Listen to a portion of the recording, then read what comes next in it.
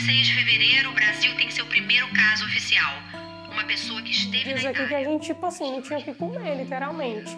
De ficar o dia inteiro sem ter o que comer. E aí, às vezes, alguém passa, como que vocês estão? Vocês estão bem? O Brasil lidera o ranking de mortes e casos por Covid-19 no mundo, de acordo com a Organização Mundial da Saúde. A nossa classe de músicos, nós fomos os primeiros a parar e nós seremos os últimos a voltar. A taxa de transmissão do vírus desde o começo da pandemia. E os dados mostram exatamente como, nesse momento, o número de novas infecções vem crescendo em ritmo acelerado. São recordes atrás de recordes, de infectados, de hospitais lotados e de mortos. Bolsonaro disse hoje que não vai comprar a vacina chinesa a ser produzida pelo Instituto Butantan, em São Paulo. A declaração causou surpresa, já que o ministro...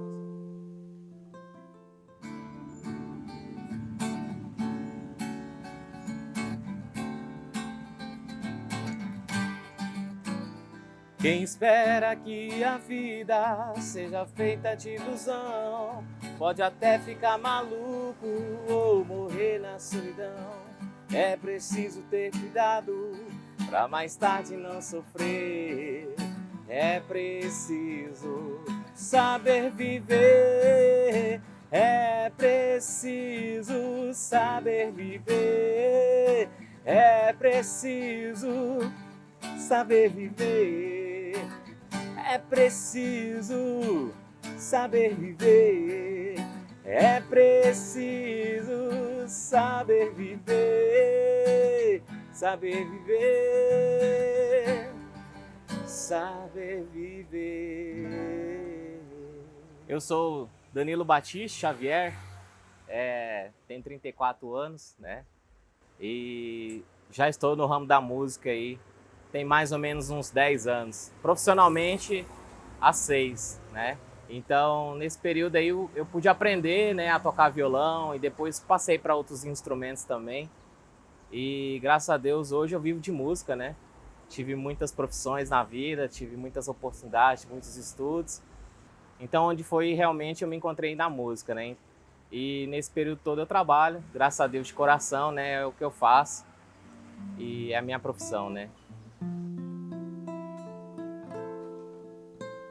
Meu nome é Nirégia Moreira da Silva, eu tenho 29 anos, minha comida favorita é frutos do mar, como boa nordestina, né?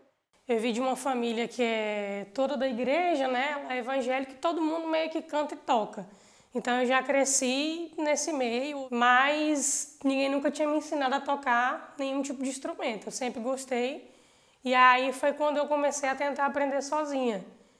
E assim, eu vim de uma família muito pobre, a gente não tinha condição de comprar nenhum tipo de instrumento, nada. E então o que eu fazia? Eu ia para a igreja e via os músicos da igreja tocar, levava meu caderninho, desenhava meio que as notas que eles estavam fazendo ali no violão. Chegava em casa, eu fingia um braço de violão imaginário e ficava praticando. Até que minha mãe conseguiu me dar um violão de presente, foi quando eu comecei a tocar mesmo de verdade. Acho que eu tinha uns 12 anos. Quando eu peguei um violão assim a primeira vez. Só que assim, ainda foi meio complicado para mim, porque a gente que fica muito preso dentro da religião há muito tempo tem aquele lance de achar que você está vendendo o seu dom ou que você está fazendo alguma coisa errada. Mas chegou no momento que eu escolhia ou morrer de fome aqui na cidade, ou eu tinha que encarar os barzinhos mesmo e começar a tocar. E comecei a apresentar meu trabalho e foi assim que eu comecei a tocar aqui na cidade.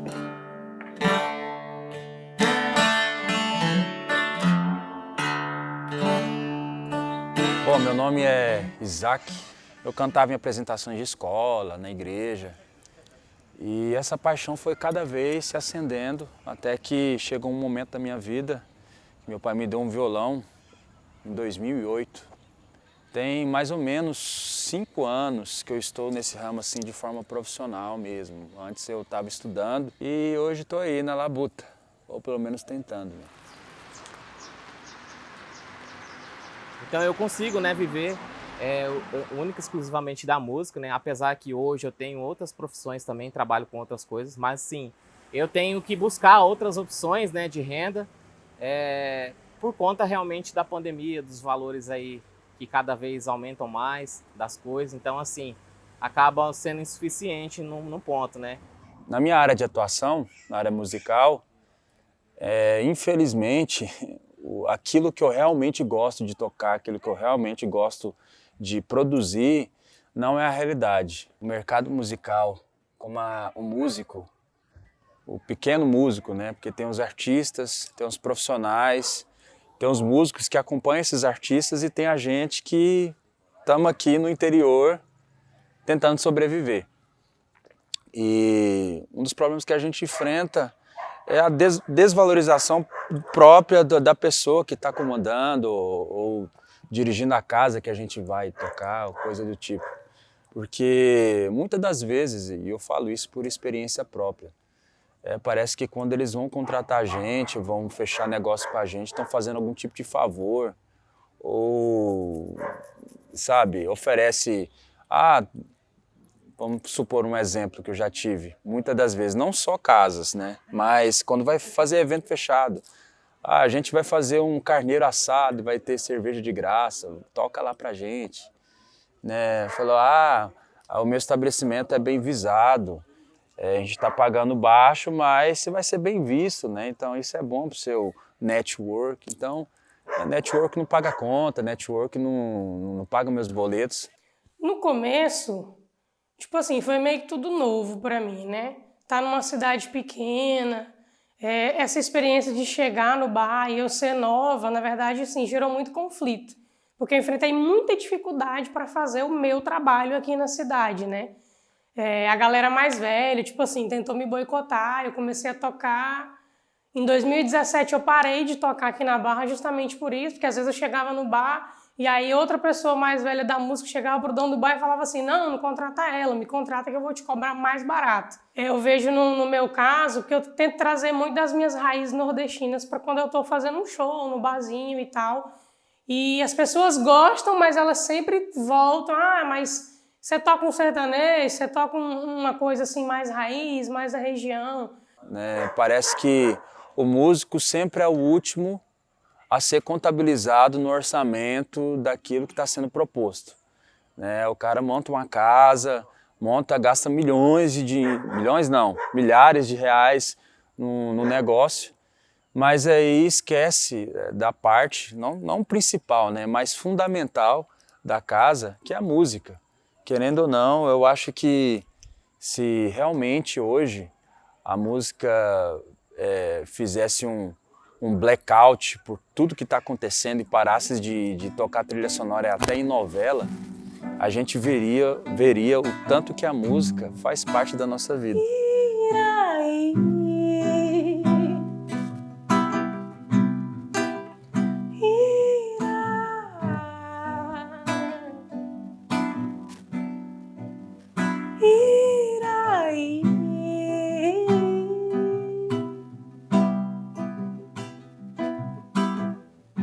Tua lágrima é um oceano que transborda da alma pro olhar. Só desengano, não faça planos, joga a toalha, tira as cascas, deixa a água molhar.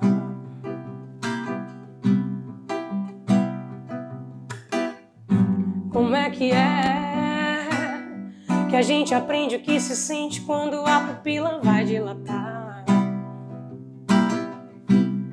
Ninguém falou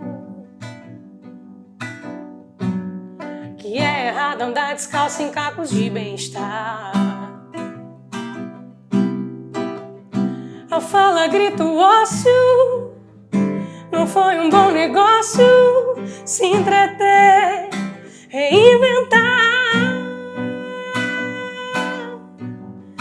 O ser é tão utópico, o egoísmo exótico, pra quem não quer justificar.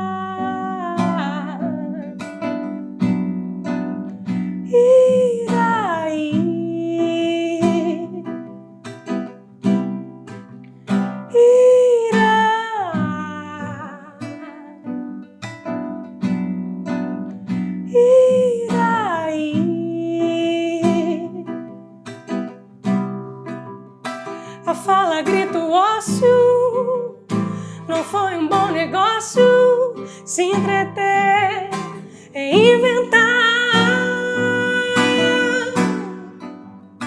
O ser é tão tópico, o egoísmo exótico, pra quem não quer justificar.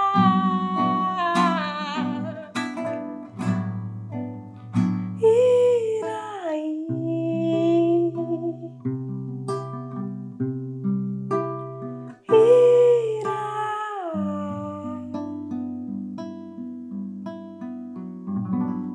A gente parou em 15 de março do ano passado, né, 2020. Eu lembro exatamente a data porque a gente recebeu as notícias, né, referentes aí ao coronavírus e praticamente assim, todo mundo estava perdido, realmente não sabia o que ia acontecer, como era o vírus, né, e a partir desse momento aí, a primeira sensação que eu tive, né, foi de impotência, né, em relação ao trabalho, e a partir desse momento foi assim, uma luta mesmo para se manter, né, porque a gente não esperava a situação, a gente não tinha sido alertado que poderia acontecer, a gente não estava preparado financeiramente, principalmente, emocionalmente também falando. A verdade é que eu sempre ouço desde o primeiro dia, a nossa classe de músicos, nós fomos os primeiros a parar e nós seremos os últimos a voltar. E quando a gente fala últimos a voltar, a gente fala de uma forma geral, porque foram, querendo ou não, aqui em Barra do Garças, eu sei que essa luta para mim é recente, que eu estou aqui trabalhando há 4, 5 anos. Mas as pessoas que estão aqui há 10, 15, que trabalham de música aqui há muito tempo na cidade, eles construíram, fizeram uma carreira para chegar no preço do cover que é hoje, no movimento que tinha hoje, na carteira de clientes que tinha hoje, que músico tem carteira de cliente também. Tem músico que todo mês ele fecha um evento privado.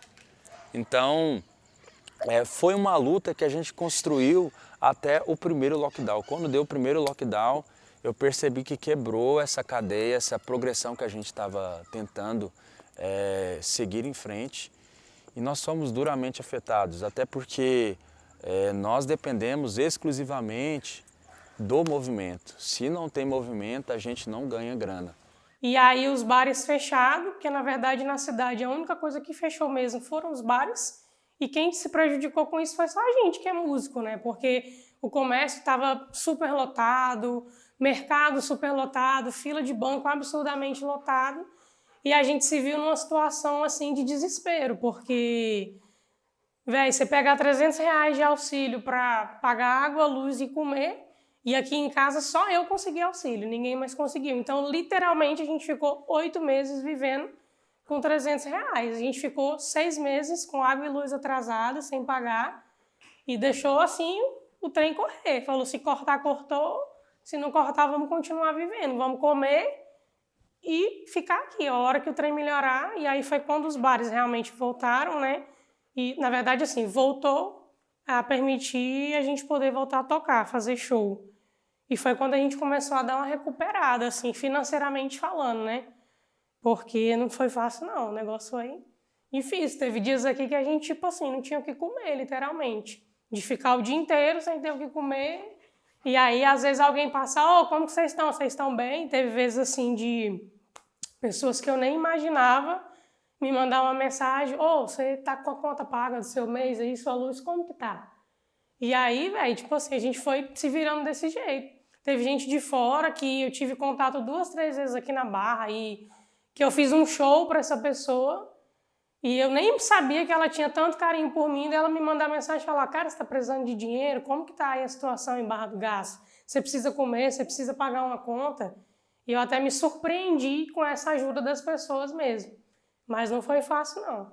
Teve realmente muitos amigos dentro da música que realmente passaram dificuldades e realmente assim não tinha um norte, né? Não tinha uma luz no fim do túnel. Então a gente viu as oportunidades, principalmente das lives lá no começo da pandemia, né? Após esses 2 meses aí que eu fiquei parado, né?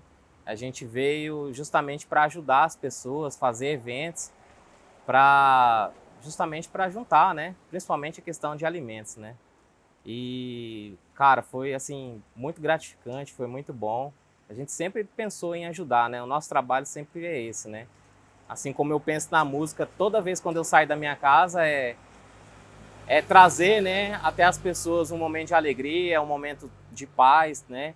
Um momento de descontração, dela chegar, ouvir a tua canção, a tua voz, o seu violão tocando ali e sair dali se sentindo melhor, sair uma pessoa diferente, né? Chegar melhor em casa. Esse é o objetivo nosso. E assim também na pandemia a gente tentou levar isso, né? Tentou ajudar os amigos em primeiro lugar, as pessoas que a gente tinha próximo. Conhecemos pessoas que a gente nunca tinha visto na vida, mas que realmente passavam dificuldade dentro de casa e passavam, assim, situações muito complicadas mesmo. Eu ainda, por ser solteiro e não ter filhos, né, tenho já essas preocupações. Eu fico imaginando principalmente pessoas, né, que têm família, que têm esposa, que têm filhos, né, para manter sua casa, manter os seus filhos alimentados, a dificuldade que é, o sacrifício que é e principalmente aquela pressão mental, né, sobre tudo isso. Então, a gente imagina como uma pessoa às vezes sofre dentro de casa tentando buscar o seu alimento, né? Então, a gente tentou de todas as formas trazer isso. Fizemos muitos trabalhos, conseguimos muitas coisas e principalmente tentar levar não só o alimento, mas levar aquilo que a gente sempre buscou levar, né? Que é o entretenimento, que é a forma de trabalhar com as pessoas, que é levar uma palavra amiga de incentivo também para elas. Artistas e empresários da noite estiveram na Prefeitura de Barra do Garças para protestarem contra a decisão do toque de recolher a partir das 21 horas, que entra em vigor dia 3 e que vai afetar diretamente este segmento econômico. As casas noturnas, os bares fecharam para que houvesse a contenção do vírus e de fato isso não aconteceu. Infelizmente nós estamos em risco alto na cidade e aí os músicos, os comerciantes noturnos estão sendo prejudicados. E a gente não sabe o que fazer, como que nós vamos ficar 15 dias sem receber, não temos auxílio, não existe uma legislação que nos auxilie nessa fase, e como que nós temos aí um grupo de mais de quase 200 pessoas que vão ficar desamparadas por 15 dias. Para que nós possamos também, junto com o prefeito, tentar buscar uma alternativa junto também ao Ministério Público Estadual, junto à Justiça, porque essas questões, de fato, caso a gente não cumprisse agora essa determinação estadual, com certeza nós sofreríamos sanções, como já sofremos anteriormente. A gente está tendo que, toda vez que baixa um decreto aí, a gente tem que se movimentar, a gente tem que conversar com a prefeitura, a gente tem que conversar com os músicos, a gente tem que conversar com os donos da casa para a gente entrar no consenso, para a gente poder trabalhar. E, infelizmente, é o que eu vejo. Esses decretos que estão sendo lançados aí, eu vejo que toda vez, todo país que teve um pico de casos, teve o lockdown e realmente é necessário. Gente, nós não somos contra as medidas de restrição, mas infelizmente eles têm causado um impacto muito grande nas nossas vidas. Recentemente a gente passou por um decreto que restringe o horário e é uma coisa que a gente não aprova, porque por mais que tenha tido esse decreto aí, a gente vê que durante o dia o número de pessoas circulando dobrou, porque à noite não pode. Nós vemos lotéricas lotadas, nós vemos bancos lotados, supermercados lotados. Pode-se realizar eventos durante o dia, mas à noite não pode. Então, não tem nem o que explicar, não tem nem o que dizer a respeito de tudo que está acontecendo. A gente está tendo que se submeter a situações bastante humilhantes para a gente conseguir aquilo que a gente precisa, que é o básico, que é o trabalho, que é o direito de trabalhar, que é poder pagar suas contas, poder comer. E isso está sendo violado de forma dura. E neste momento agora, que a gente está passando por esse decreto vigente, nós vemos que agora está tendo apoio nenhum, muito pelo contrário. Nós vemos um decreto que foi aplicado de forma cega, de forma, eu não posso dizer burra, né? Burra é muito... liberdade de expressão. Inteligente. De uma forma não inteligente, de uma forma não científica, né? Nós vemos medidas aí que, na prática, elas não resolvem, elas só pioram e, além de disseminar ainda mais o vírus, essas medidas afetam as nossas vidas. As medidas não foram tomadas do jeito certo, não no sentido de fechar as coisas. Eu acho que ter realmente acontecido um lockdown aqui de verdade teria evitado muito mais a complicação desse cenário, se isso tivesse acontecido de fato. Porque o que eu vi nesse período de pandemia foi outros amigos musicistas passando fome, passando necessidade, quando outras áreas do comércio, tipo assim, estava funcionando normal, sabe? Os empresários estavam lucrando pra caramba em cima das pessoas. Eu vi, sei lá, um pacote de arroz sair de R$12 para 27, sabe? E aí isso afetou demais a gente sem ter como trabalhar. E, tipo assim, alguns setores foram prejudicados e outros simplesmente passaram lucrando ainda mais disso. Se a gente tivesse pensado, de fato, uma maneira de agir politicamente para que todo mundo conseguisse passar por isso tranquilo, e aí eu falo, tipo, realmente de pensar em uma medida de auxiliar quem realmente precisava parar, quem não tinha condição de trabalhar, sabe? Isso não foi feito. Na verdade, assim, as medidas elas são sempre tomadas pensando nos empresários. Só que, na verdade, quem movimenta o comércio somos nós trabalhadores. Porque se a gente não sair de casa para trabalhar, o empresário ele não vai lucrar, ele não vai estar recebendo ali. E aí muita gente fechou comércio, parou de trabalhar, teve que ficar em casa, muita gente não tinha o que comer e foi se prejudicando por conta disso. E aí, tipo assim, nunca fechou de verdade as coisas aqui em Barra do Garças, nunca chegaram a fechar para a gente de fato conter o vírus e depois poder viver normalmente. É tanto que até hoje a gente está vivendo essa oscilação. Parece que está melhorando, do nada explode um monte de caso. A gente sabe que no cenário não vai ter vacina para todo mundo, então muita gente não vai vacinar. Infelizmente, eu acho que muita gente ainda vai morrer, eu acho que as coisas ainda vão piorar. A perspectiva é que esse ano mude, mas eu não estou confiante, assim, que de fato esse cenário vai mudar e a gente vai conseguir erradicar isso daí, sabe? A gente vai voltar na condição realmente normal das coisas só a partir do momento que todo mundo estiver vacinado e imune à situação, né? Que aí sim a gente sabe que pode voltar a ter a rotina normal. Mas até esse momento chegar, eu creio que realmente vai demorar muito tempo mesmo. Até tudo se organizar, até as pessoas realmente terem essa consciência, demora muito. A gente vai sim, né, a curto prazo, vai ter uns números reduzidos, né, de casos na UTI, aí vai sofrer aquela pressão popular, como já houve, vai haver o relaxamento, né, dos decretos, vai ficar sempre esse momento aí, chove não molha, né, esse momento aí de fecha o comércio, abre o comércio, para a música, começa a música e a gente vai levando desse jeito. A gente sabe que vai ser assim por um bom tempo ainda, eu imagino que seja, né?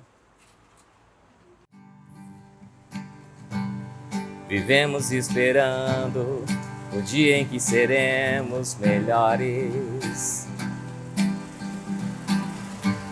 Melhores na dor, melhores no amor.